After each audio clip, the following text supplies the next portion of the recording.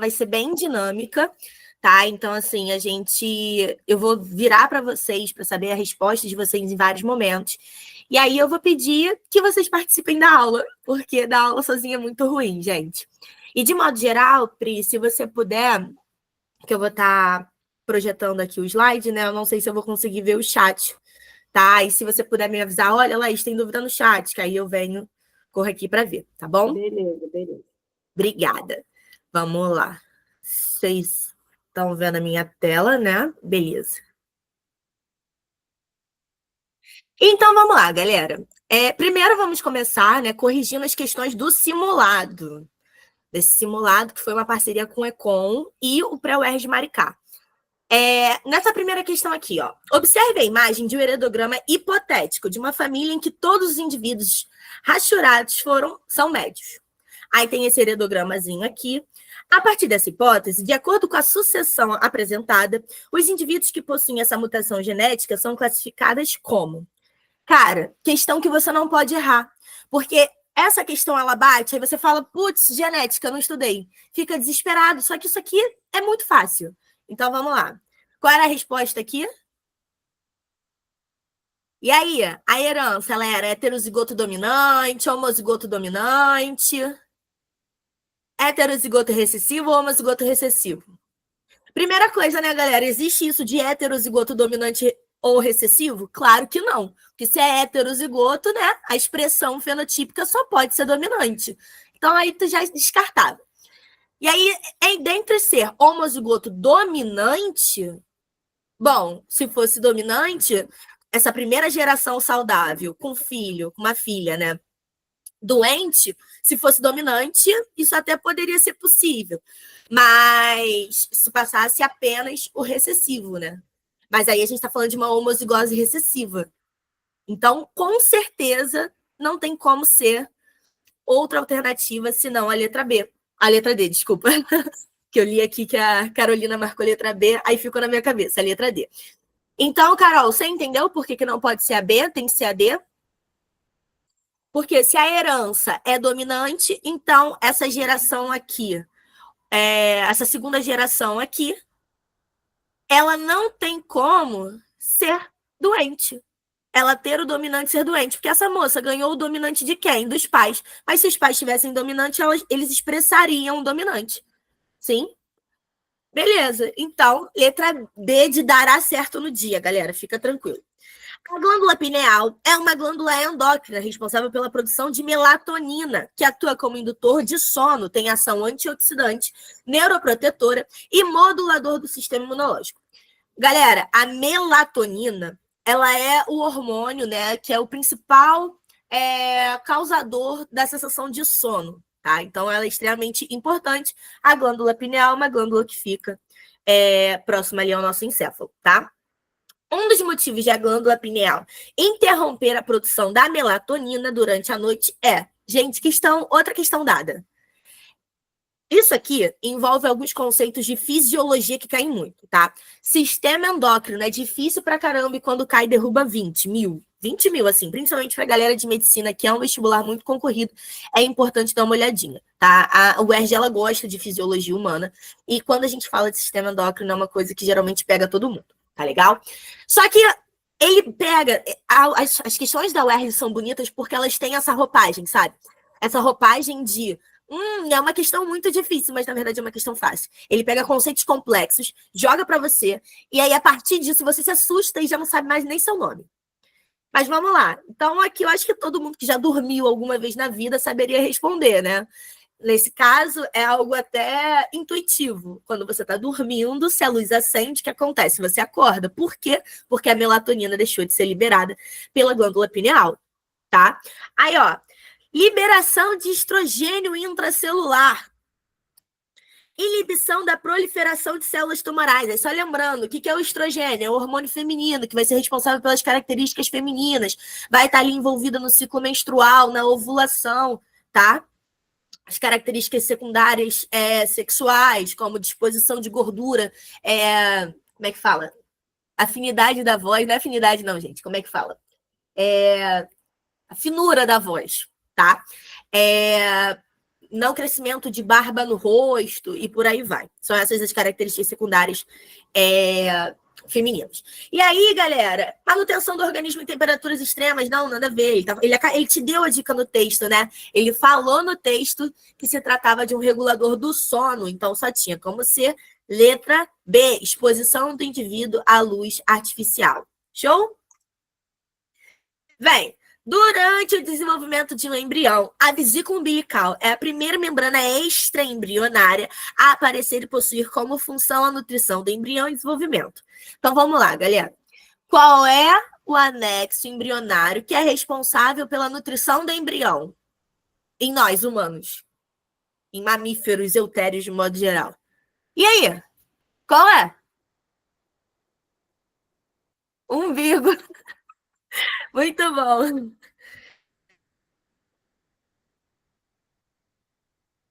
Eliminação é sempre um caminho. E é um caminho ótimo, inclusive. E aí? Qual é? Qual é o anexo embrionário? E aí, qual é? Qual é? Vocês estão respondendo aqui a pergunta. Eu fiz uma outra pergunta antes. Vocês não estão prestando atenção na aula, hein?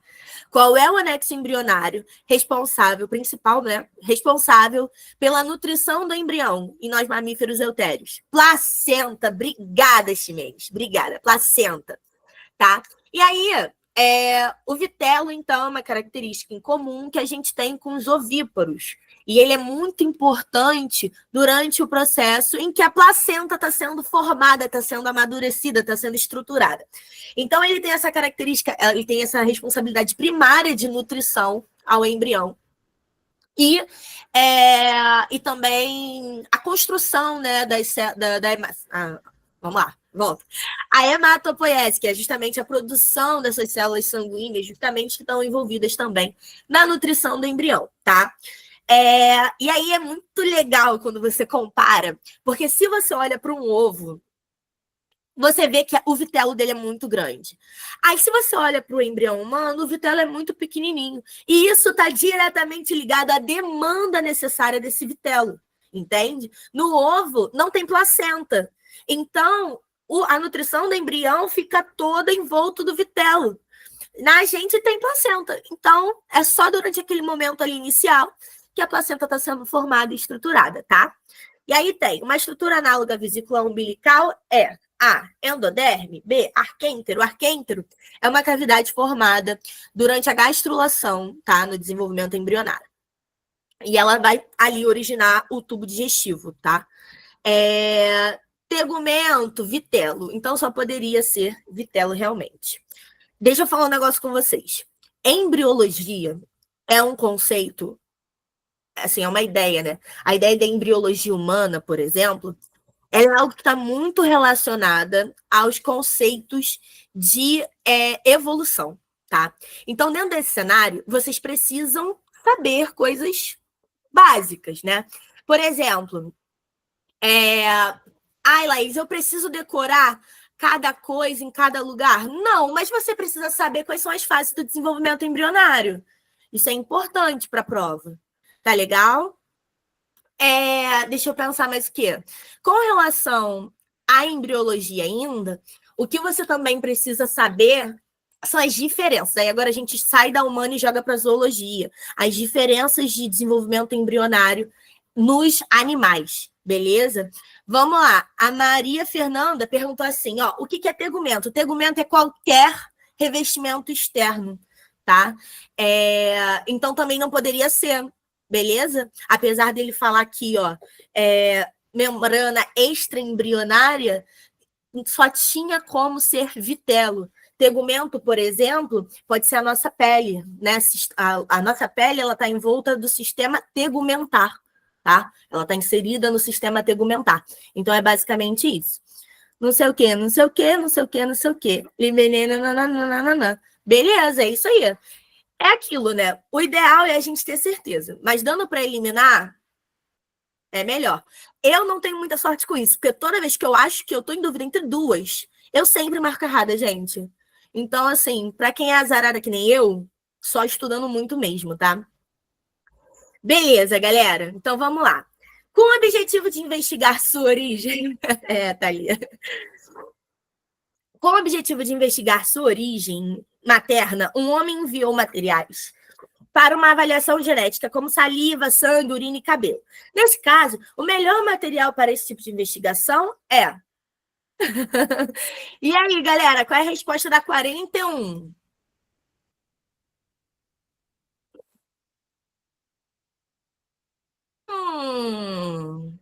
Todo mundo marcando D, né? Já veio uma letra diferente. E aí? Galera, olha só. Aqui, nesse caso, ele está querendo saber de uma coisa específica, que é desvendar ali a carga genética materna daquele cara.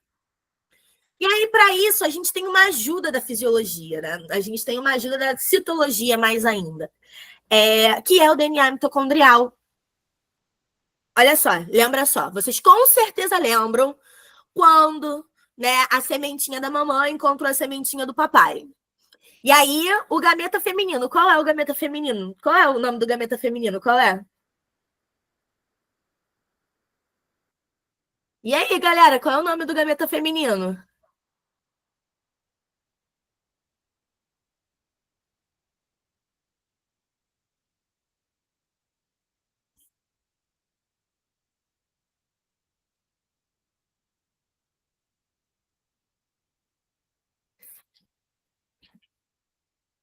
Olha só, Carolina, sai do chat GPT, hein? Olha só, é o ovócito secundário mesmo, tá? E aí, esse é o feminino. Parou de chamar óvulo de gameta feminino, eu vou explicar, tá? Mas vamos lá. O ovócito secundário. Tô brincando, tá, Carol? O ovócito secundário, ele é realmente o gameta feminino. E o gameta masculino, gente, esse é fácil, né? O espermatozoide. Então, quando o ovócito secundário é encontrado, né, pelo espermatozoide e a fecundação, o ovócito, aí é uma questão de gametogênese, que também é super importante para a prova. Aí o ovócito secundário, ele vai concluir a meiose, né? Porque o ovócito secundário, ele tá ali no final da. Ele já fez meiose 1 e ele já começou a meiose 2. E aí o nosso corpo estaciona e isso só retorna, essa meiose só termina para virar óvulo quando a fecundação ocorre. Até aí, Vasco da Gama. Beleza. Aí fecundou, formou o zigoto, tá? O que vai acontecer? Galera, é uma parada que assim, fisiologicamente, quando a gente olha para os processos, é muito difícil engravidar, tá? Por quê? Porque o seu corpo ele está se preparando para não dar besteira, para não fazer besteira. Então, assim, gerar uma vida é algo muito complexo e ele tem algumas possibilidades, algumas estratégias de estar burlando alguns erros. Então, primeiro, né, a famosa corrida dos espermatozoides, lá, lá, lá. Então, o mais ágil, o mais maturado, o mais maduro, o mais eficiente, vai ser o que vai conseguir nadar, vai ser o que vai resistir à acidez do útero, vai ser aquele que vai conseguir se guiar quimicamente até o ovócito. Porque, olha só, eu tenho certeza que tem uma pergunta tirando o sono de vocês, tá? Que pergunta é essa? Laís, se eu tenho 2 ovários, eu só libero um ovócito secundário por mês. E eu tenho 2 ovários. Logo, apenas uma tuba uterina vai estar ali ocupada durante a ovulação por um ovócito secundário. Uma questão de matemática. Eu não sei muito matemática, mas assim, né? Eu acho que seria o caso. E aí, então, se eu tenho só uma tuba secundária, que vai ser uma tuba secundária doidinha, uma tuba uterina, que vai ser ocupada ali pelo ovócito secundário, como é que o espermatozoide sabe para qual tuba ele deve ir?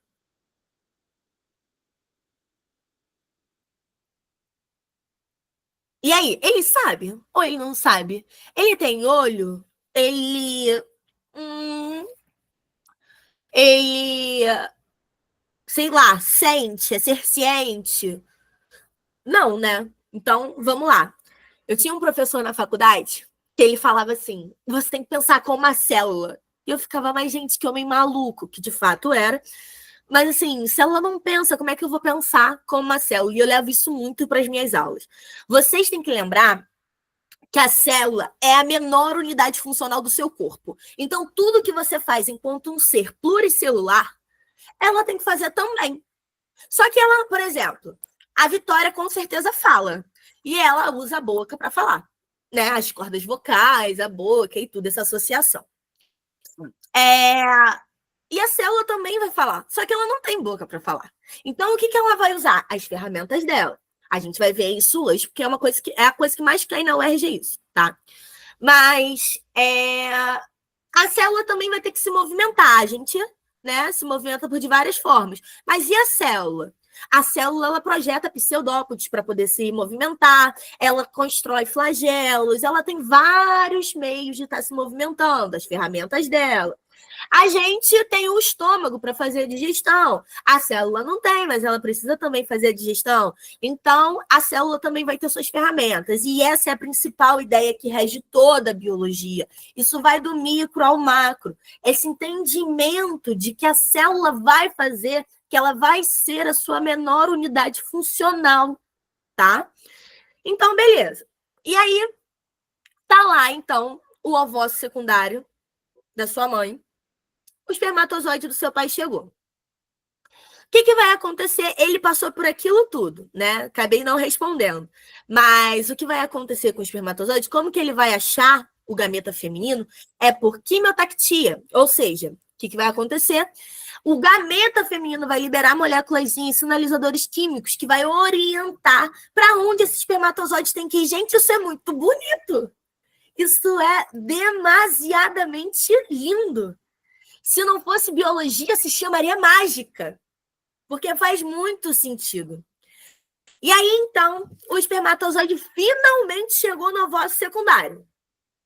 O que vai acontecer? Vai haver a fecundação.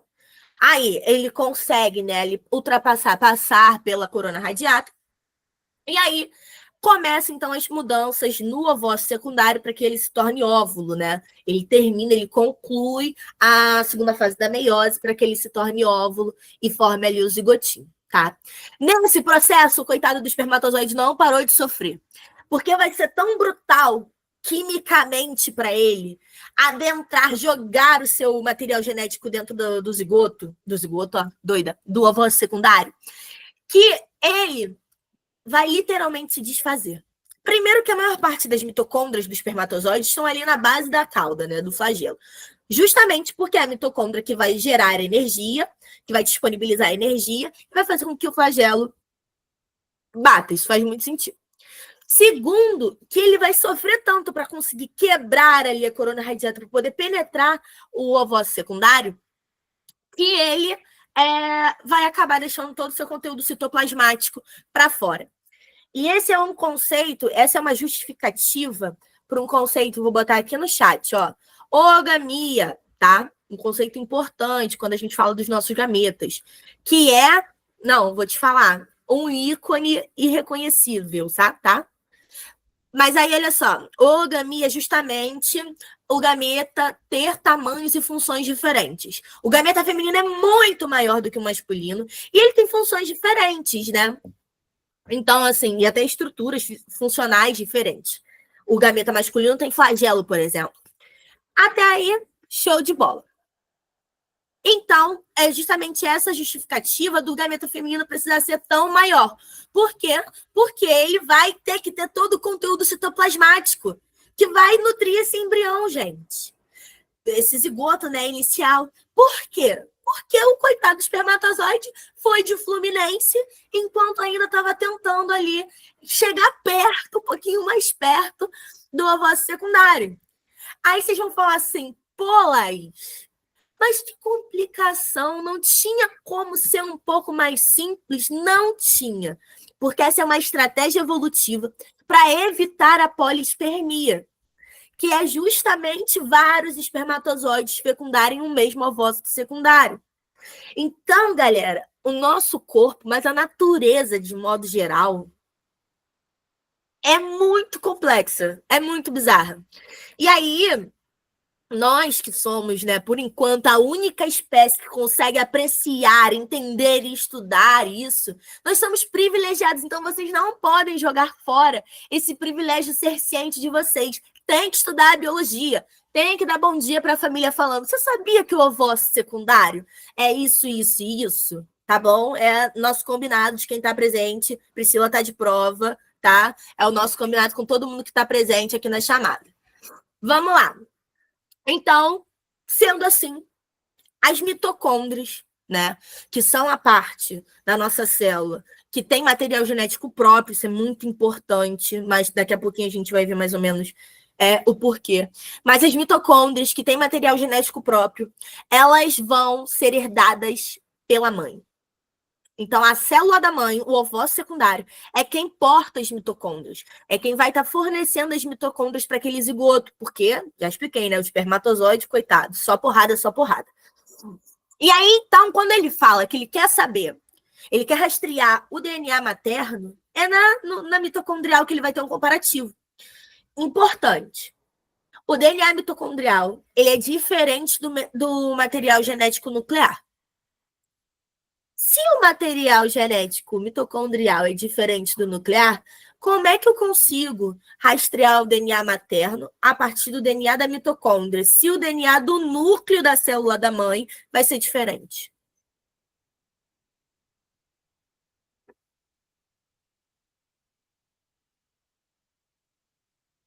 Eita. E aí?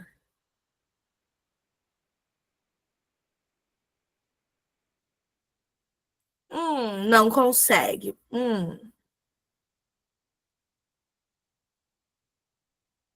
Vamos lá, Ju. Olha só. Eu falei que o DNA mitocondrial ele é diferente do DNA, tá, da célula que aguarda, que porta essa mitocôndria, tá?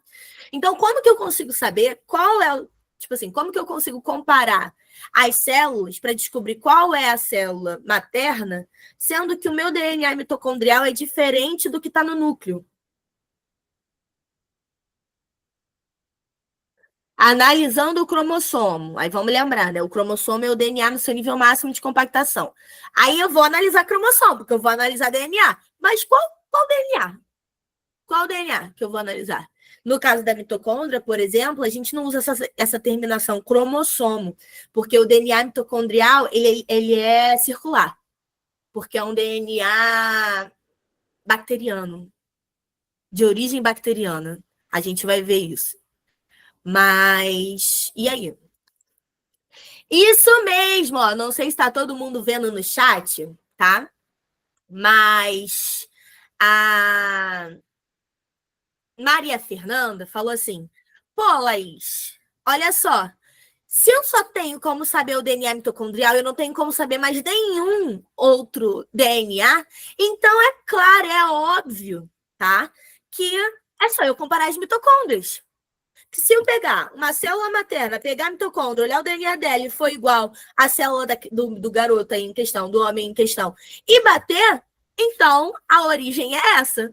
Muito bom, Maria. Excelente.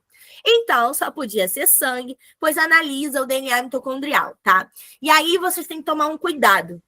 Viu herança, herança materna, fica com o DNA mitocondrial dentro do seu coração, tá? Fica. E aí, por que sangue? Porque no sangue você tem vários tipos de células. Por exemplo, os glóbulos brancos, que podem ser utilizados para análise do DNA mitocondrial. Importante, hemácia é anucleada e ela não tem também várias organelas, dentre elas a mitocôndria, justamente para aumentar a eficiência de transporte de oxigênio, ao passo que aumenta o aporte de hemoglobinas ali, tá? Então, isso é importante. Mas, nesse caso, ele só queria saber o sangue mesmo, então, Vasco. Enzimas digestivas são substâncias que ajudam no processo de digestão dos alimentos. Elas são secretadas pelas glândulas salivares e células que revestem o estômago. Pâncreas e intestino delgado. Existem várias enzimas digestivas, incluindo pepsina, amilase, maltase, lactase, lipase e protease. Observe os gráficos a seguir, que apresentam as taxas de reação enzimática em diferentes temperaturas e pH. Bom, aí tem dois gráficos, né? Um aqui falando da taxa de reação Nossa, ficou pequititinho aqui para mim. Falando da taxa de reação, tá legal? Variando de acordo com a temperatura. Importantíssimo, galera, vocês precisam ler os gráficos. Eu juro que não é de enfeite. E ler assim, ó. Bom, o que esse gráfico está falando? Ele está relacionando a taxa de reação com o pH. É assim que se faz leitura de gráfico. Então, aqui no ponto 4, eu tenho um pH 2 com o máximo da taxa de reação que essa curva apresenta. Ponto. Li o gráfico. A curva que representa a enzima pepsina está indicada pelo número. E aí? O que vocês acham? O que vocês botaram? Qual foi? Gente, eu tenho hiperatividade generalizada, tá? Então,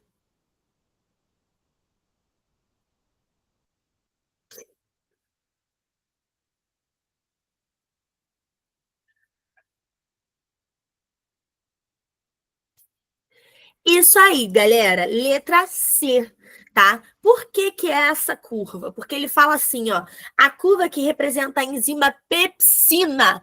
Onde eu encontro a pepsina? No estômago. O estômago é ácido pra caramba, tá? Por conta do ácido clorídrico. Então, ele vai ter um pH ali próximo de 2. Se isso cair na prova de vocês, tem bastante tempo que não cai essa relação de temperatura com pH, mas se isso cair, gente, é muito facinho. A enzima ela tem um pH específico, uma temperatura específica para atuar. As enzimas que estão dentro do corpo humano, elas geralmente atuam ali entre 35, 38, né? A sua atividade ótima. Legal? E os pHs, a gente tem algumas regiões do corpo que são muito batidas, principalmente em sistema digestório, que tem pH específico. Ah, Laís, eu preciso decorar. Sim, meu amor, precisa, tá? Então, pH 7 na boca, que é o pH neutro, pH 14, 10 no intestino, ali no duodeno também, que é um pH básico. Estômago é pH ácido e por aí vai. Aí agora, não, deixa eu voltar aqui. Quero saber uma coisa. Qual é a diferença da célula procarionte para eucarionte?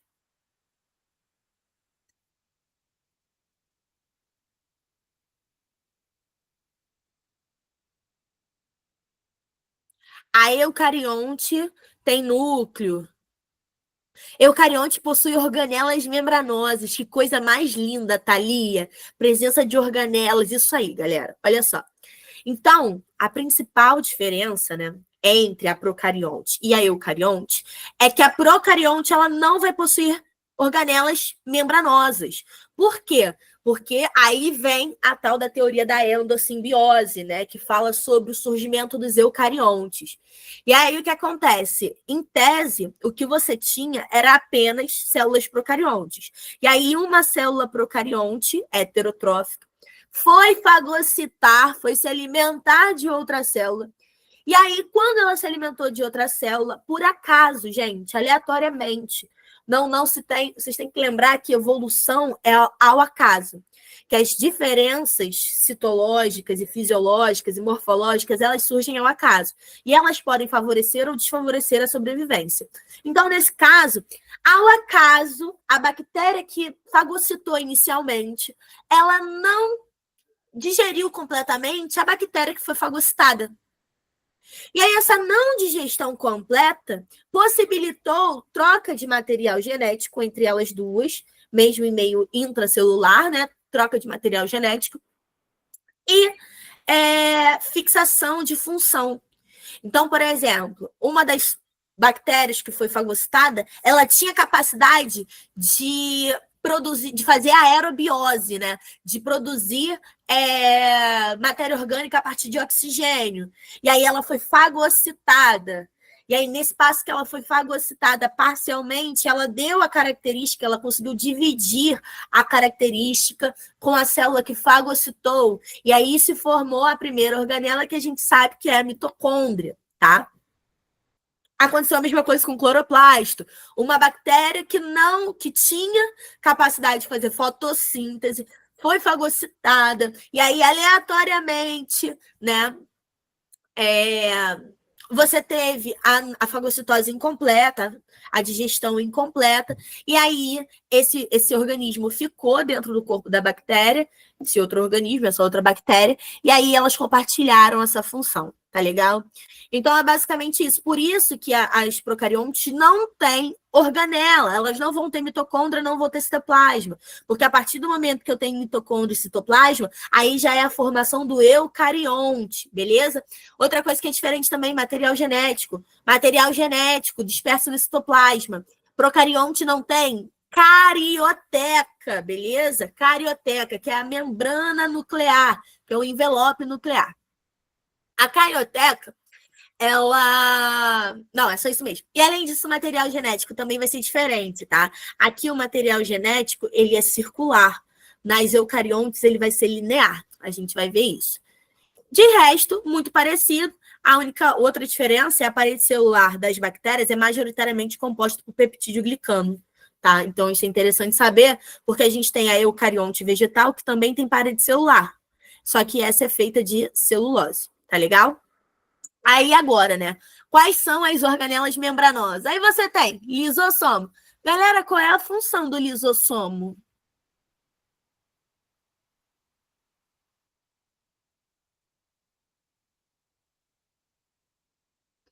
E aí, qual é a função do lisossomo?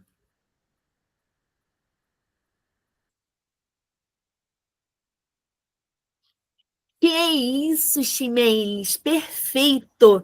Digestão intracelular, excelente. Digere tudo, Carol, tudo. Tudo que ele pode, ele digere, inclusive se der mole, ele digere até a própria célula, tá? E do, deixa eu ver. E do HER, retículo endoplasmático rugoso. Nome bonito, né? HER. Olha só, retículo endoplasmático rugoso. Rugoso é meio esquisito, né? Mas retículo endoplasmático. Não ficava um nome bonito para filho? Vem cá, retículo endoplasmático. Ou só endoplasmático, porque aí a gente poderia chamar de endo. Endin. São questões. São questões. Sintetizar proteínas, excelente. O retículo endoplasmático rugoso, tanto liso quanto rugoso, também são organelas membranosas. É, e aí, no caso do rugoso, que ele tem a associação com ribossomos. E qual é a função do ribossomo, galera?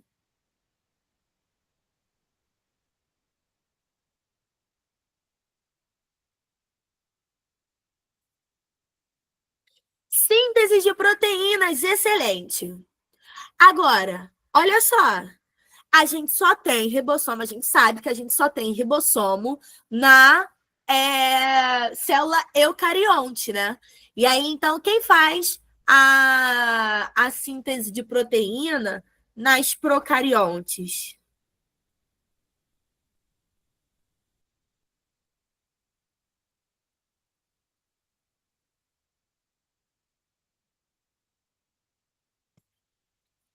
A musiquinha ajuda mesmo, né, Vitória? Isso aí, Thalia, ribossomos também. Como assim a gente só tem ribossomo no eucarionte, gente? A gente tem na procarionte também.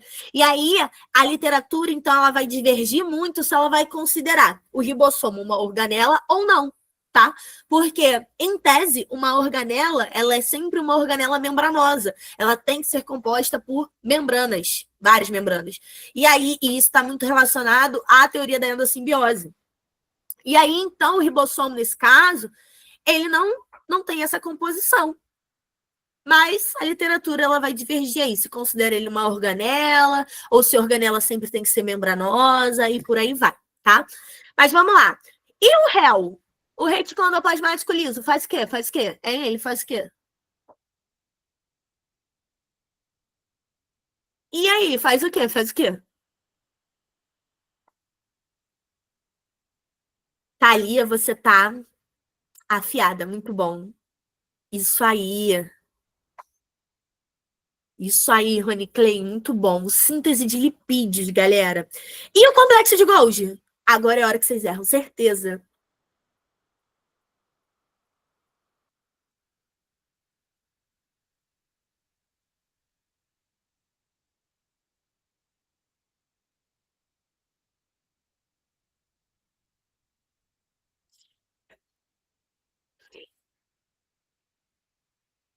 Envio de proteínas para o meio extracelular? Bom. Mas o quê? Primeiro, só proteína? Vamos estar pensando. Lipídios também? Interessante. Só. Então, ele é pouco importante, né?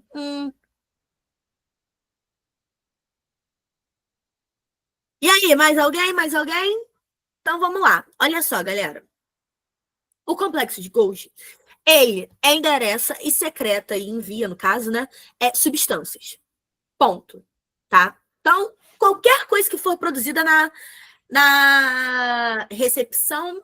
Não, recepção é membrana plasmática, meu bem. Ele tem como função endereçar. Eu vou explicar o que é esse endereçar. Mas ele, né, prepara as moléculas para o envio. O que acontece, galera? O complexo de Golgi, ele pega qualquer coisa que seja produzida na célula, que precisa sair da célula. Isso inclui proteínas, lipídios e carboidratos, tá? Eventualmente, algum material genético, um RNA que precisa sair, enfim. E aí, o que ele faz? Ele cria uma vesícula, ele monta uma vesícula para transportar. E ele endereça. Por quê? Porque ele coloca proteínas associadas à membrana dessa vesícula. Qual é o objetivo disso, galera? Olha só, pensa só, eu sou uma proteína e eu tenho que chegar na Carolina. Mas tá a Maria e Rony Clay na frente. Como é que eu vou chegar na Carolina? Como é que eu vou ser enviado especificamente para a Carolina? Lembra, a célula tem as suas ferramentas, a célula tem os seus meios. Então, o que o complexo de Golgi faz? Ele coloca essas proteínas que vão reagir, que vão interagir com os receptores da Carolina especificamente. Então, eu vou chegar ali na Maria Eduarda e vou falar, opa, não é aqui. Vou chegar ali no Rony Clay, opa, também não é aqui. Quando eu chegar na Carolina, o receptor dela vai interagir com a minha proteína. E aí eu vou falar, tranquilo, cheguei ao meu destino. Por isso que o complexo de Golgi, ele endereça e secreta substâncias, tá? Ele até tem uma função também de fosforilar substâncias. O que seria fosforilar, esse palavrão?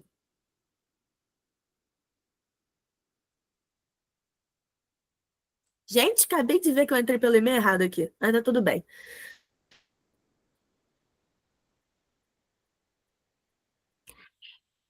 Exatamente, Duda. Cara, isso é muito doido. Tipo assim, tá acontecendo agora. E vai continuar acontecendo. E quando a gente para pensar que isso acontece em tudo ao nosso redor, nesse exato momento, tem uma quantidade de coisa acontecendo no ar que eu tô respirando, dentro e fora de mim, sem que eu nem sequer sei. E sentir, esquece o sentir, ver. Olha como os nossos sentidos eles são limitados quando a gente olha para a coisa como um todo, né? Alguma coisa com fosfato tá chegando muito perto, Thalia, é exatamente isso. Fosforilação é o processo de se adicionar fosfatos. É assim que se produz ATP, por exemplo, né? Adenosina trifosfato. Você pega uma adenosina difosfato e adiciona um fosfato. Então ele fica adenosina trifosfato. Perfeito, meu bem. Aí olha só, não sei o que, não sei o que, não sei o que, complexo de Golgi, mitocôndria já falamos. Galera, o que a mitocôndria faz?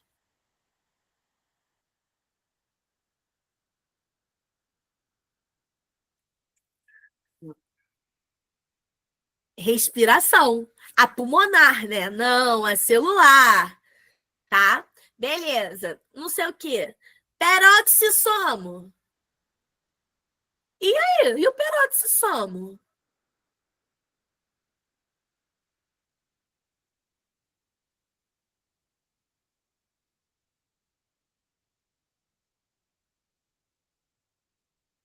Ele lida com a água oxigenada. Excelente, Rony Clay. Ele lida com a água oxigenada. O que acontece, então? O peroxissomo, ele vai decompor o peróxido de hidrogênio. Aí você tem esse palavrão, essa coisa enorme, peróxido de hidrogênio, que nada mais é do que água oxigenada, H2O2. Eu acho isso muito maneiro, sabia? Você ter essas palavras complexas, difíceis, que parece que estão falando sobre toda uma vida, mas na verdade é uma coisa pequititinha.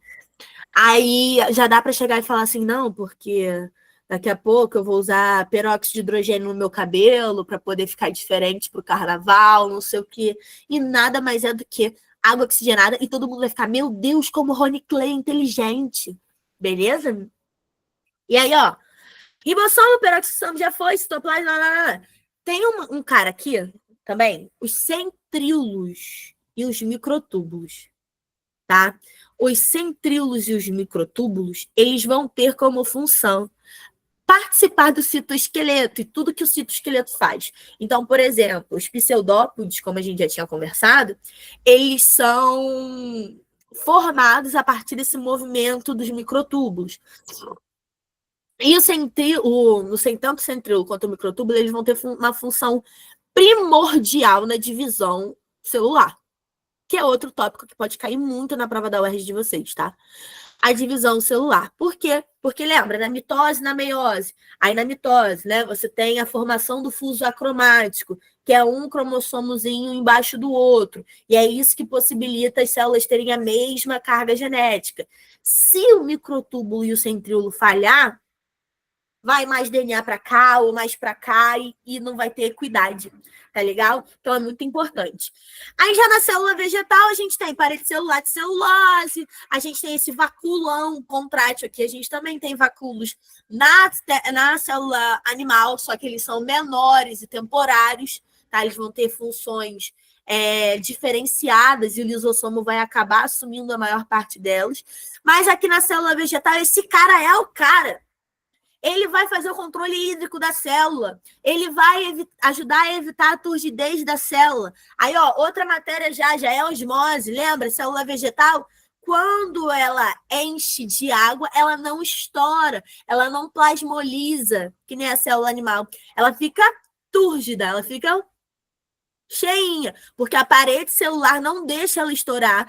E o vacúolo contrátil, ele vai ficar fazendo controle hídrico para poder, botando água para dentro dele, botando água para fora dele, botando água para dentro dele, para poder auxiliar nessa regulação osmótica, tá? Não sei o que, não sei o que.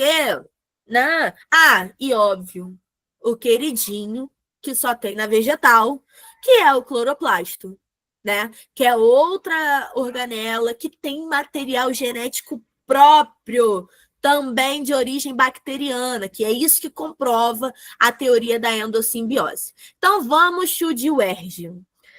Em um experimento protista, fotossintetizantes do gênero Euglena permaneceram por gerações em um meio contendo nucleotídeos radioativos. Após esse período, as células desses protistas foram homogeneizadas e em seguida analisadas quanto à presença de DNA com radioatividade. Nessas células, um componente que apresentou radioatividade foi centríolo. E aí, galera, vai botando a resposta aí, que eu vou tentar pegar um negócio aqui para vocês verem.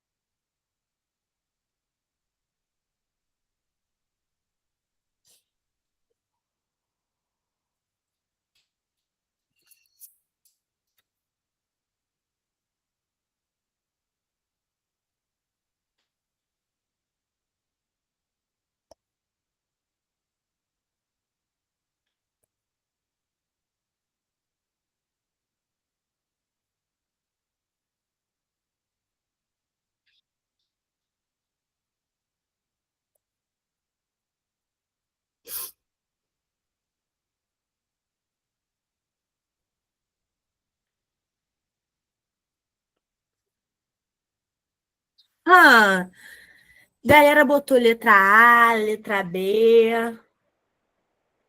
Beleza. Deixa eu. Vamos trabalhar essa questão e aí eu vou mostrar um videozinho para vocês. Um gifzinho, na verdade. Em um experimento, protistas fotossintetizantes. Ah, já li isso. Não sei o que, não sei o que. O que ele está falando? Quanto à presença de DNA com radioatividade. Então, ele quer um DNA radioativo. tá?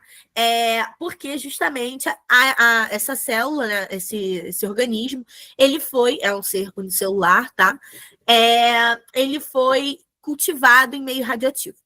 Galera, vamos lá. Nessas células, um componente que apresentou radioatividade foi: se só o DNA tá radioativo, a gente vai marcar a organela que apresenta DNA. Então vamos lá.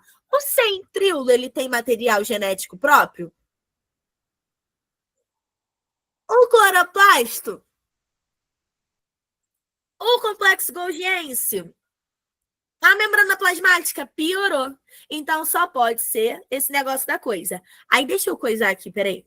Nananã, nananã, nananã. Ah, não, não, não é aqui não. É aqui, nananã, upload. Tá. Aqui, peraí.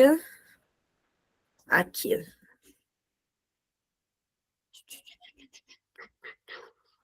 Olha que coisa mais linda, mais cheia de graça. Essa daqui, galera, são euglenas. Ser unicelular. O que é isso verdinho dentro dela?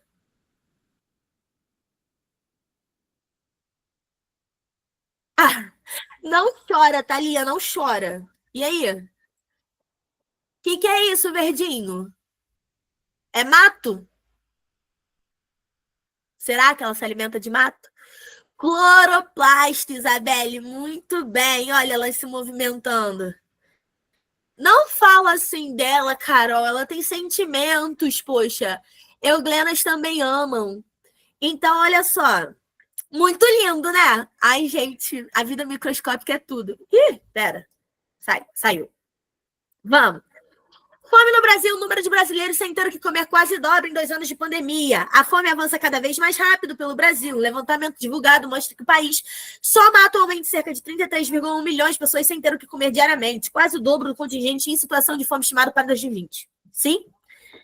A ausência de nutrientes para a manutenção do organismo humano prejudica o funcionamento celular, gerando consequências para a saúde integral dos indivíduos.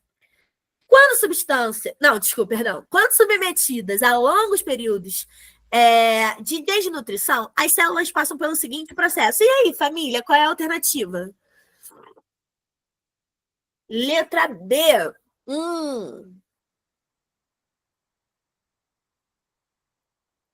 Tem uma música que é só isso, não tem mais jeito, acabou, boa sorte. Então é B de boa sorte, né, galera? Porque assim, vai ser a letra B, galera? Não, lê de novo. Lê de novo. Vou dar esse time para vocês lerem de novo. Ó, a ausência de nutrientes para a manutenção do organismo humano prejudica o funcionamento celular, gerando consequências para a saúde integral dos indivíduos. Quando submetida a longos períodos de desnutrição, as células passam pelo processo. Ih,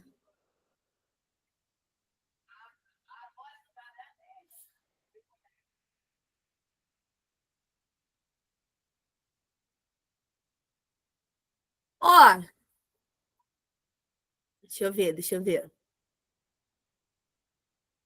Todo mundo que botou B e depois botou C caiu na pressão psicológica, hein? Galera, letra B, pô, autofagia. Só tem como ser quando você sabe, você tem que ali, ó, insistir. Não vem com essa de ficar se questionando, não. É assim que vocês erram. Tu sabe a resposta. Aí você marca. Não, se sobrar tempo, eu revejo. Eu leio de novo, vejo se tá certo mesmo, confiro. Aí você lê de novo. Quando você vai ler de novo, putz, não é essa? Certeza? É outra, pô, tô maluca. Aí você troca a sua alternativa. Adivinha qual estava certa? Isso é neurológico, seu cérebro faz isso com você. Tudo bem que agora quem fez fui eu, tá? Mas ele pode fazer isso com você também, tá bom? Mas vamos lá. Então, por que autofagia? Primeiro, o que é exocitose? Todas as citoses são transportes. Então, endocitose é quando algo está sendo transportado para dentro da célula. Exocitose é quando algo está sendo transportado para fora da célula. O importante é que por meio de vesículas, tá? Autofagia é quando a própria célula se autodigere, tá? Para fazer uma compensação nutricional. Então, se eu tô em jejumzão, tá? E aí, o que vai acontecer? Eu tô passando fome, tô há 11 dias sem comer, lá, lá, lá. O que vai acontecer? Minhas células vão começar a entrar em autofagia. Elas vão começar a se autodigerir. Uma, para disponibilizar seus nutrientes. E dois, para que haja menor gasto energético, que é menos gente suprindo, precisando ser suprida de nutrientes. É menos gente gastando energia. É uma compensação nutricional magnífica. Isso é lindo, pô. Anabolismo é um tipo de metabolismo. O que é metabolismo? Quem sabe o que é metabolismo? Sem o chat, tá? Sem o chat GPT, não vale.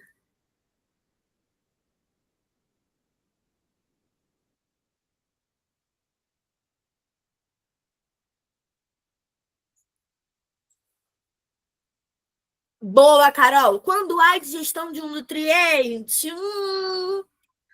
Ju, é exatamente isso. Eu fico impressionada. Vocês passam 75 anos no ensino médio e no ensino básico, né? De modo geral. Educação básica de modo geral. E aí vocês sempre ouvem falar metabolismo, metabolismo, metabolismo. Aí vocês repetem metabolismo, metabolismo, metabolismo. E aí, cara, mas vocês não sabem a definição de metabolismo, isso é muito engraçado. O metabolismo é o conjunto de reações químicas de um organismo. E aí elas podem ser reações de construção, que é o caso do anabolismo, ou reações de quebra, que é o caso do catabolismo. Show? Então, é, é basicamente isso. Então, o anabolismo são essas reações de construção.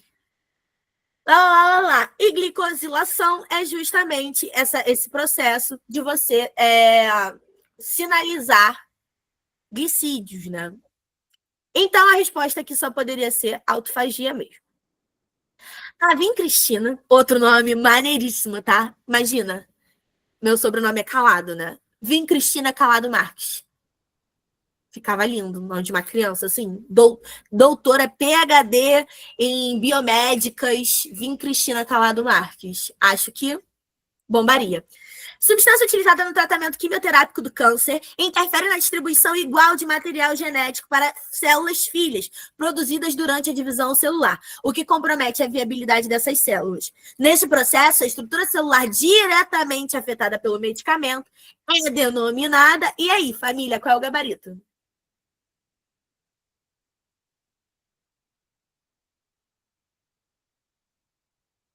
Ah, D, de dar certo um dia.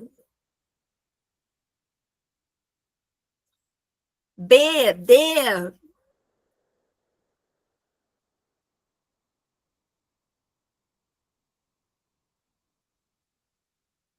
D.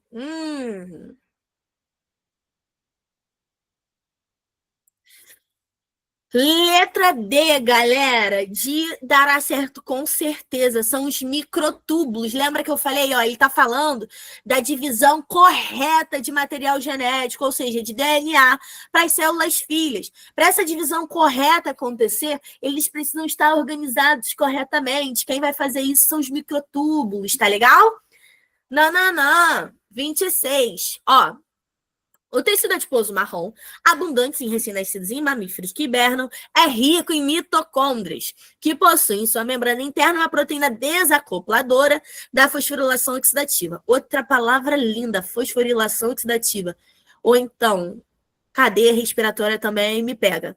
Essa proteína, ao desfazer o gradiente de prótons, permite o fluxo desses íons do espaço intermembranas para a matriz mitocondrial, que assegura a sobrevivência dos organismos. Então, vamos lá. Basicamente, o que ele está falando é que essa proteína vai ser responsável por desfazer o gradiente de prótons, né? E aí, desse modo, os adipócitos da gordura marrom apresentam redução do seguinte processo. E aí? Aí, o que né, é importante vocês lembrarem aqui? O que é a fosforilação oxidativa? É justamente aquele percurso que o elétron vai fazer dentro da membrana nas cristas mitocondriais, né? No interior da mitocôndria, onde você vai ter um fluxo de prótons, um gradiente de prótons. Isso vai fazer com que a ATP sintase funcione e rode lá, junte lá o terceiro fósforo no ADP. Sim? E aí? E aí? Qual vai ser? Agora você vai ter que escolher. E aí? Isso mesmo, UERJianos. Futuros UERJianos. Letra B, produção de ATP. Cara, se ele tá falando de mitocôndria, amigos, pode ter quase certeza que vai ser produção de ATP, tá? E aí, vamos lá. Liberação de calor. Não, né? A mitocôndria, ela não libera energia no formato de calor. Na verdade, ela guarda essa energia, em tese, no ATP, tá? Consumo de oxigênio. Até está relacionado com a respiração celular, né? Ela consome oxigênio, mas ele está falando de uma proteína específica que vai estar relacionada ao gradiente de prótons, então só podia ser produção de ATP, justamente porque a ATP sintase precisa desse gradiente de prótons para poder funcionar. A ATP sintase é aquela proteinona, tá? Que vai fazer a junção, a união do fosfato em ADP, para formar ATP. Lembra? A adenosina de fosfato se junta com fosfato e forma um ATP. Thaís, você entendeu, meu bem, por que não é a A? Porque a mitocôndria, ela não vai liberar a energia no formato de calor, tá? O calor é uma forma de liberação de energia, não vai ser o caso. Porém, contudo, entretanto, também, né, não vai poder ser essa, porque não está relacionada à função da proteína descrita no texto, tá? Show! Ah, só uma coisinha aqui, rapidinho. É importante vocês se aterem em umas coisas que, às vezes, você sabe o assunto e você erra porque você sabe o assunto. Então, por exemplo, transporte de elétrons. Há transporte de elétrons na fosforilação oxidativa? Sim. A ideia é essa, da cadeia respiratória, né? Há esse transporte de elétrons livres? Há. Mas é essa a função da proteína descrita no texto? Não. Então, você às vezes erra por saber demais. Então, tem que estar tomando cuidado. Na verdade, e também por não ler o texto, né? Ao anoitecer, as células da retina envolvidas na percepção da luminosidade disparam sinais que estimulam a glândula pineal a produzir e secretar melatonina, hormônio responsável por preparar o organismo para o repouso. Olha como quem aproveitou aquela oportunidade de fazer o simulado, seja aqui no Rio, né, na UERJ Maracanã, ou em Maricá, olha como aquela pessoa se beneficiou de um simulado extremamente atualizado. Olha aqui esse modelo de questão, usando o mesmo tema que a gente viu na questão do simulado. Por ser composta por uma porção hidrofílica, o que é hidrofílica?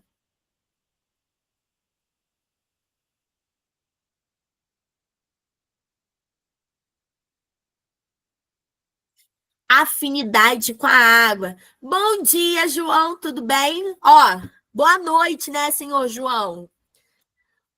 Isso aí, Carol, isso aí, Thalia, quem tem afinidade com a água. Filia é afinidade, tá? Isso aí, Ju. Aí vamos lá. Não, não, não. E outra hidrofóbica. Pô, ciúme é afinidade e a outra?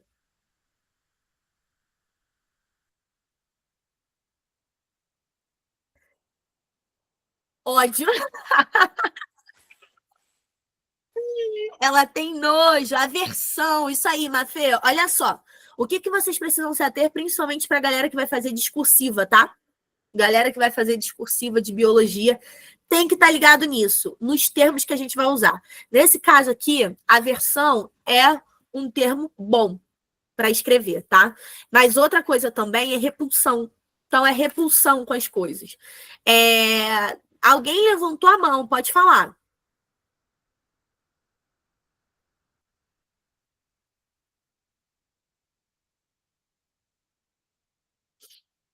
Deixa eu ver se eu ainda vejo quem levantou. Não, não aparece mais aqui.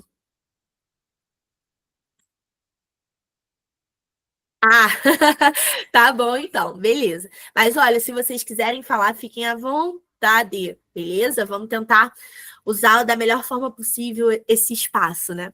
E eu gosto. Eu também gosto de falar. Também não tem problema pra mim, não. E aí, lá. Qual é a resposta, galera?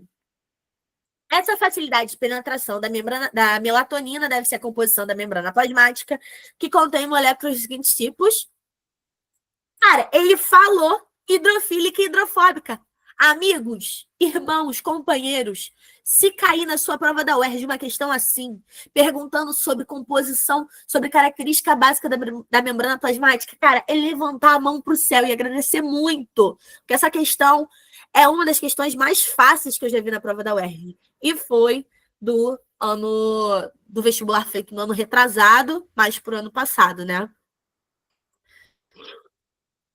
Beleza. Não sei o quê. Covalente iônica, maluquice da química.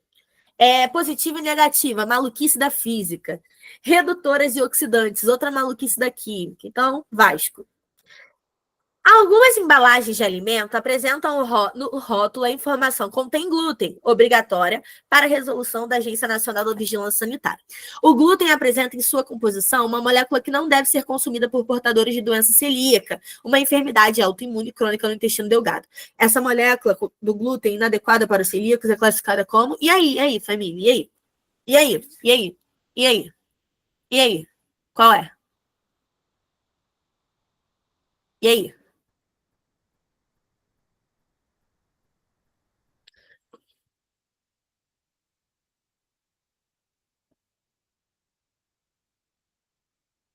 E aí? E aí?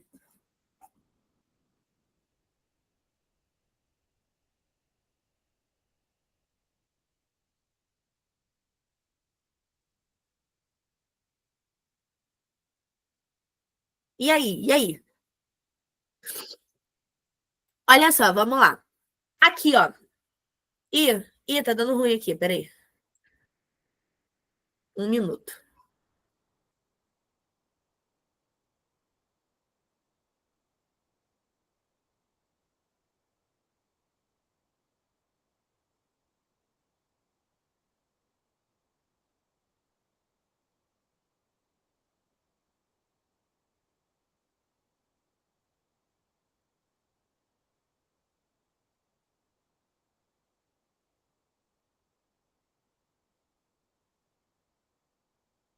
Perdão, galera, erros técnicos. Vamos lá. É... Ligou, obrigada. Vamos lá. Não, não, não, não, não, não. Não, não. Letra C, galera, é uma proteína. João, vamos lá. É para eu saber o que seria essa doença celíaca? É bom você saber que celíaco é aquele resistente, né? Aquele que não consegue digerir o glúten. É bom. Mas você precisava não, porque presta atenção aqui, ele te falou, né? Ó, o glúten apresenta em sua composição uma molécula consumida por produtores de doença celíaca, uma enfermidade autoimune crônica do intestino delgado. Então você já sabe que vai dar um ruim se comer o glúten no intestino delgado, tá? A gente pode falar um pouquinho sobre isso. Mas aqui, o que você tinha que saber, aí essa questão, ela foge um pouquinho da proposta dos vestibulares dos principais, né, Enem e UERJ, que era uma questão um pouquinho decoreba. Mas é uma decoreba tão fraquinha, tão simplesinha, que é só você lembrar que glúten é proteína do trigo, tá? Que compensa. Mas geralmente ele gosta que você trabalhe com os conceitos, que geralmente o que a questão te cobra é você saber o conceito e conseguir chegar na alternativa a partir do conceito. Essa daqui tinha que saber mesmo que glúten é proteína, tá? E aí, nesse cenário, meu bem, como que funciona, né? O glúten, ele chega nas vilosidades do intestino. E ali ele se aloja, porque ele não é digerido. Então, ele fica ali. Quando isso acontece, o que o seu corpo identifica? Bactéria, vírus. Vamos fazer o quê? Tem um vírus, uma bactéria alojada na vilosidade. Lembrando, vilosidade são aquelas entranças assim, ó, que é composta por microvilosidade, né? São várias células que são onduladinhas nesse cenário, nessas projeções, para aumentar a superfície de contato e aumentar a absorção. Grudou o glúten ali, o seu corpo imediatamente. Terceira Guerra Mundial, Rússia invadiu a Ucrânia, Vasco da Gama. E aí, o que vai acontecer? O seu corpo vai começar a destruir essas suas células da vilosidade, porque assim ele entende que ele vai conseguir eliminar aquela bactéria que está infectando aquela região. E aí, com isso, você perde uma função importante dessa região do intestino, que é a absorção de água e nutrientes. Então, tudo que você come, vai direto para o vaso, porque o seu corpo não vai estar absorvendo. E aí, e por isso que gera desidratação, porque você tá bebendo água, tá bebendo água, tá bebendo água, mas ela majoritariamente está indo embora, porque as vilosidades foram destruídas para combater aquilo que o corpo achou ser um patógeno, mas na verdade era um glúten, tá? Então, é só isso só. A glutinina do trigo é uma molécula capaz de bloquear os poros nucleares das células. Admita que essa substância seja introduzida em uma célula eucarionte. O processo que será interrompido no interior dessa célula é... E aí, galera? Essa é bonita, eu acho essa muito fofa.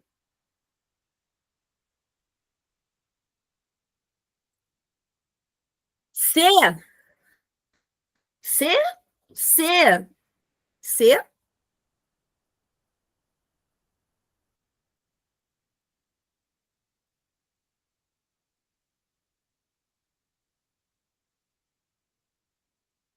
Gente, letra C. Deixa eu ler essa questão de novo. Olha só. O processo que será interrompido no interior da célula é... Aí tem duplicação de cromossomos, transporte de elétrons, síntese de proteína, fabricação de RNA mensageiro. E aí?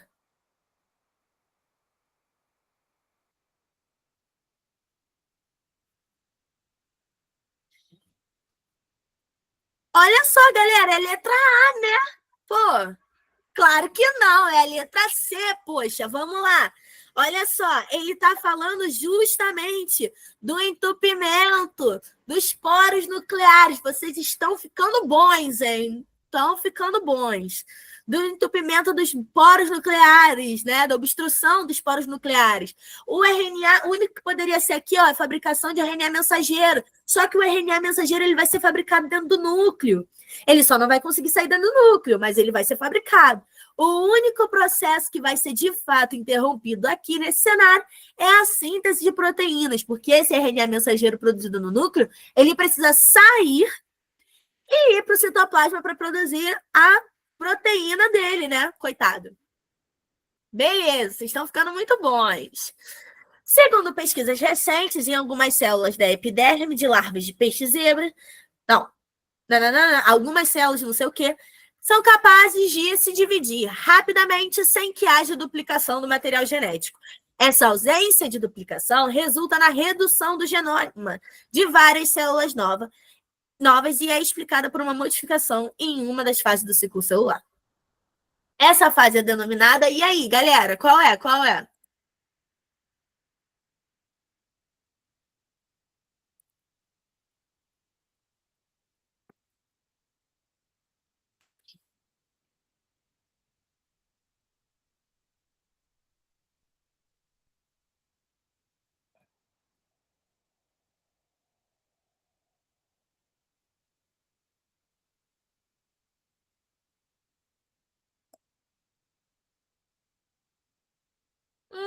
Letra B, intérfase. Então, vamos lá. Por que intérfase? Porque ele está falando aqui, não sei o que, não sei o que, que vai atrapalhar a duplicação do material genético. Deixa eu mostrar uma coisa rapidinho aqui para vocês. Opa! Olha só, isso aqui é muito importante, tá? Porque é muito fácil. E aí, então, se vocês errarem, é dar mole. E a gente não vai dar mole, tá? Olha só. Esse aqui é o ciclo celular, é a rotina da célula. Tudo que está em roxinho é a intérfase. E o que está em azul clarinho é a divisão celular propriamente dita, tá? Então, a célula tá... A maioria das células, tá? O tempo todo se esquematizando para se dividir e se dividindo. Então, ela se divide, se organiza para se dividir. Se divide, se organiza para se dividir. Se eu tenho um estojo com duas canetas e uma borracha, e eu quero que o Rony Clay e a Vitória, cada um, ganhe um estojo idêntico, o que eu vou precisar fazer é duplicar esse estojo. Duplicar tudo que tem nesse estojo e depois partir o estojo. Então, É isso que a célula vai fazer. Na primeira fase da intérfase, é a G1, você tem crescimento celular. Então, ela vai aumentar de volume e vai duplicar todas as suas organelas na G1, tá? Aqui também vai ter o primeiro ponto de checagem, que é justamente para a célula checar se todas as duplicações foram feitas corretamente. E a gente vai ver o porquê. Na fase S, que é o queridinho das provas, que é o que mais cai, que é a fase de duplicação do material genético. Então, aqui é a síntese de DNA, beleza? E na fase G2, tem o último ponto de checagem. Esse ponto de checagem ele vai checar principalmente a duplicação do DNA. Por quê? Se uma mutação genética passar batido, se ele passar, se esse DNA ele tiver um percentual, um certo grau ali de mutações genéticas que possam inviabilizar ali a divisão, duas coisas vão acontecer. Se o ponto de checagem funcionar, essa célula vai entrar em apoptose. O que é apoptose, família? E aí, o Ergianos, o que é apoptose?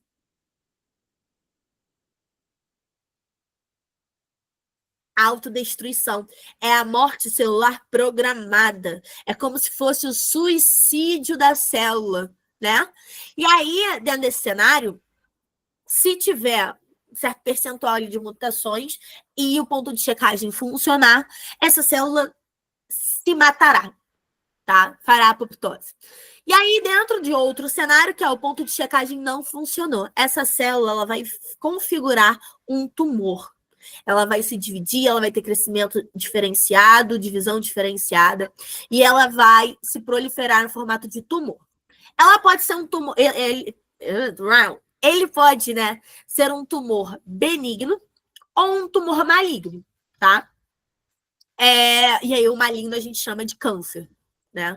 Mas, assim, é basicamente isso. Então, a importância do controle do ciclo celular para que você tenha células saudáveis. Depois disso, se o ponto de checagem funcionar e a célula estiver saudável, você vem para a divisão celular. Se ele não funcionar e ela estiver doente, mas ele não identificar, ela também vem para a divisão celular. Tá legal? Que pode ser meiose ou mitose. Ai, essa é linda. Essa é linda, linda, linda, linda, linda, linda. É um tópico que cai toda hora. Ano passado caiu o Enem e o R, gente. Entendi nada. Ó, considerando que uma molécula de DNA com todas as citosinas marcadas, o que é uma citosina? A citosina ela é o quê? O que é? Hein? Bota aí. O que é?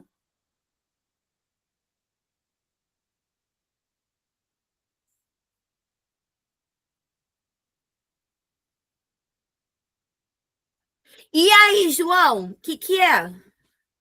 Isso aí, Júlia, é uma base nitrogenada que pode estar presente tanto no DNA quanto no RNA, né? Show! Marcada radioativamente, foi transferida para uma célula sem qualquer substância radioativa. Após esse procedimento, a célula sofreu duas divisões mitóticas, originando quatro células filhas. Então, você tinha uma célula, ela se dividiu, gerou duas. Cada uma se dividiu mais duas vezes. Ao final, então, eu tive quatro células filhas. Beleza. Ao final das divisões mitóticas, a quantidade de células filhas com radioatividade é. E aí?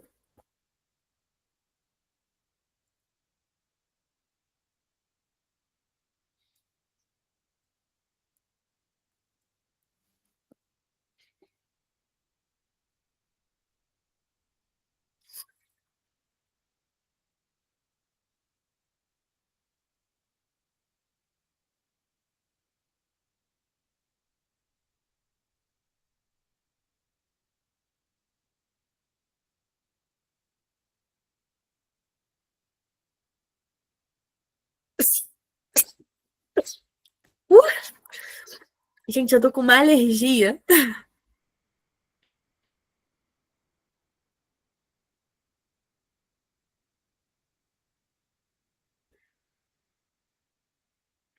E aí, B, D, letra B, né, galera? Deixa eu pegar aqui uma imagem para mostrar para vocês. Peraí, peraí, peraí, peraí, peraí, pera.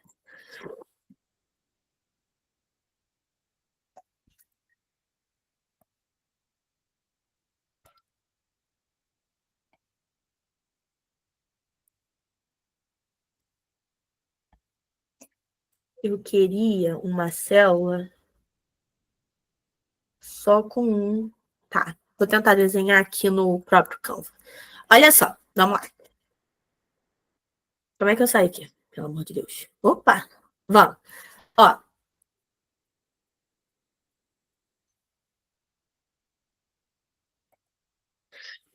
se eu tenho aqui, tá, uma célula com esse cromossomo, tá? Aí eu coloquei ele radioativo. Ele tá ali se preparando para fazer uma divisão celular, né? Então ele se duplicou. Coisa muito importante, tá? Ó, aqui, quando eu desenho assim, ou quando eu desenho assim, que é mais difícil fazer no computador assim, quantos cromossomos eu tenho aqui, galera? E aí, quantos cromossomos? Quantos cromossomos eu tenho aqui? Um. Ai, ai, ai. E agora?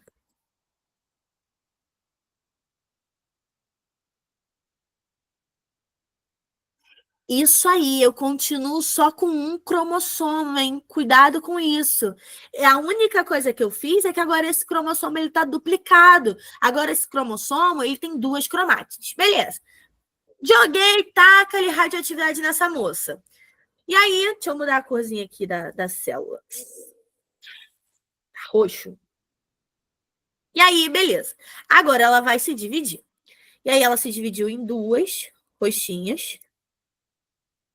Como é que é a duplicação do DNA mesmo? A gente chama ela de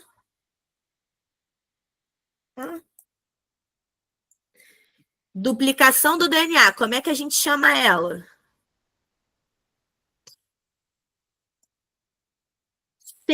Rony Clay, olha, tu tá amassando, hein? Semiconservativo significa que dessa célula aqui, uma fita desse DNA, uma fita dupla desse DNA, vai servir de molde para que a outra seja produzida. Então, cada célula filha ganha uma fita original para produzir a sua complementar, tá? A mesma coisa vai acontecer no próximo passo, que é essa daqui, vai gerar essas duas. Então, essa primeira fita vem para cá para servir de molde. E essa daqui vem para cá para servir de molde. Cara, eu nem acredito que eu tô conseguindo desenhar no Canva. E essa daqui vem para cá. Aí essa daqui faz a sua complementar. E essa daqui vem para cá. E aí aqui ela é complementada. Aí essa daqui vem para cá. E aqui ela é complementada. E essa daqui veio para cá. E aqui ela vai servir de molde para fazer a sua complementar.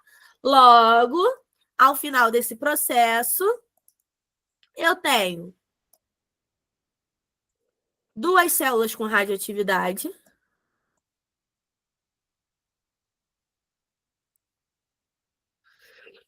Mesmo após duas divisões mitóticas, né?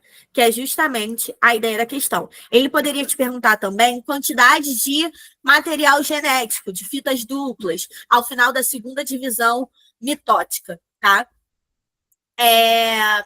Ele poderia te perguntar isso também. Só que não é isso que ele está perguntando, ele só quer o número de células.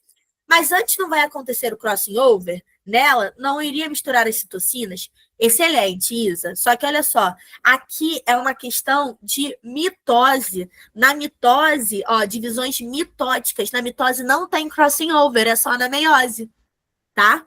E é basicamente isso. Beleza? Então, vamos. Já que vocês estão sabendo tudo, tudo, vamos ver essa daqui. A última para a gente finalizar e vocês assistirem a aula com esse fera da física, que é o Lancelot. A natureza semi-conservativa do processo de duplicação do DNA foi demonstrada experimentalmente pelos biólogos Matthew Matheson e Franklin Stahl. Nesse experimento, foi realizado em duas etapas a descrição seguinte. Etapa 1.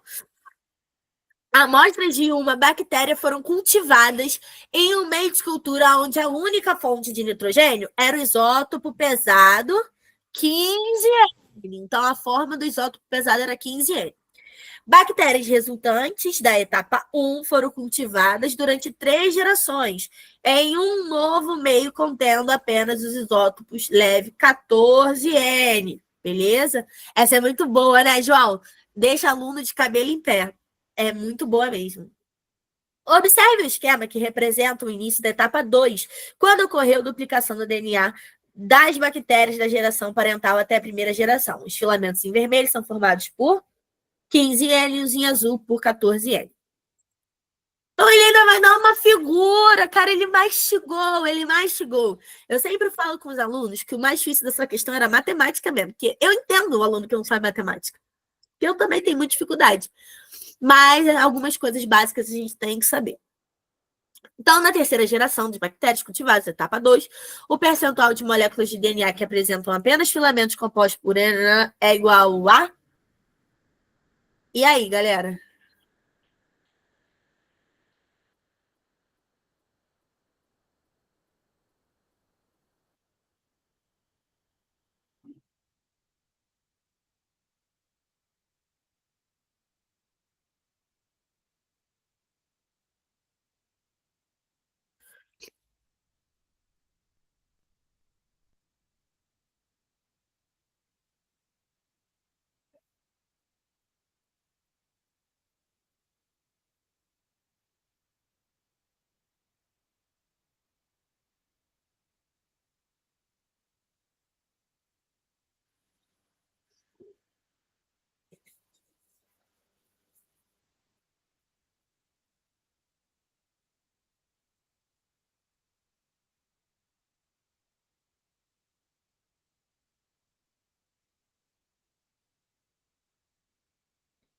Bom, deixa eu fazer com vocês rapidinho, porque já vai dar para a gente não estourar aqui, né? Mas vamos lá, olha só. Nesse caso aqui, o que a gente tinha que estar... Opa, como é que eu trago? Ah, não trago. Trago? Não.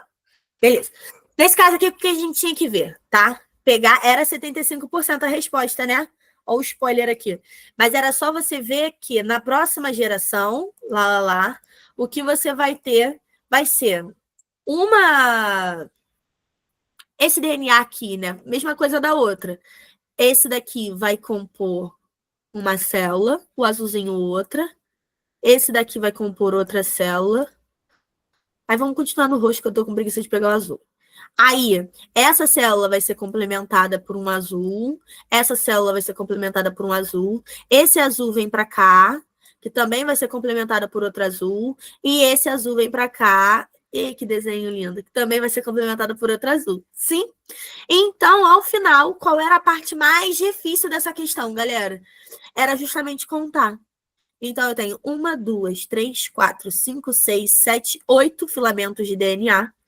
Então, eu tenho 8 filamentos de DNA, é 100. Opa, 100. E aí, 2 filamentos de DNA que estão com N15, vai ser X. Aí, tu fazia essa regra 3 aí ia dar 200 dividido para 8, que é 25%. Então, X é igual a 25% das células estão coisadas do negócio, estão tingidas, coradas com esse isótopo 15. Aí você vai falar, Laís, mas não, você falou que é 75, você está falando que é 25. Ô, meu anjo, 25 é com o isótopo 15, com o N15. Ele está pedindo o do N14. Questão bem feita, que exigiu conhecimento de matemática interdisciplinar e que ainda tinha essa pegadinha, tá legal? Então, essa é uma questão muito maneira e, cara, sempre cai. Exatamente. É essa questão que tem que servir para fagulhar. Ó, apaga. Se você nunca fez essa questão, ignora isso daqui e pega essa questão. Tá? Pode pegar até no meu PDF mesmo, que a Priscila mandou para vocês. Pega. Hoje não, hoje é sábado, mas amanhã no almoço de família, chama a família toda e fala, galera, vamos fazer algo muito maneiro, vamos resolver essa questão aqui, lá. E aí já resolve essa questão para você ficar com ela impregnada em você, tá legal? Galera, ainda tem mais algumas questõezinhas, né? Sobraram 2 aí, vocês ficam vocês façam qualquer coisa, pode me perguntar alguma coisa, pode pedir meu número, pode me perturbar, tá legal? Foi um prazer inenarrável estar com vocês hoje, nesse sábado. Muito obrigada para quem veio, para quem ficou, para quem participou, tá legal? Confiem no potencial de vocês, porque todo o conhecimento que vocês precisam já está aqui. Eu acho que vocês devem ir para o intervalo agora, né?